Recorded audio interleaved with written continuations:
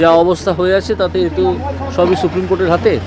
Supreme কোর্টই ওনাদের ঠিক যা বলার বলতে হবে, বা সুপ্রিম কোর্ট সেটা শুনবে কি শুনবে না সেটাও সুপ্রিম কোর্ট ঠিক করবে, কিন্তু ওনাকে যেতে হবে সুপ্রিম কোর্টে।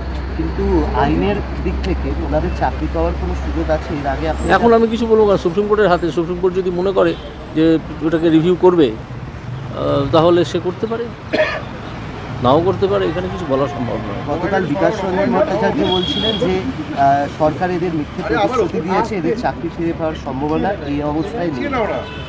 সেটা উনি হয়তো বুঝতে পারছেন, সেরকম বলেছেন। আমার সে ব্যাপারে আমি কোনো মন্তব্য করবো না।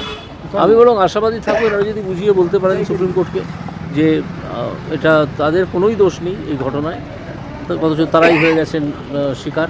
সরকার তো সেদিন শিক্ষকদের লাঠি এইসব মারলো, সেই জন্য আমরা গেলাম না তার কাছে।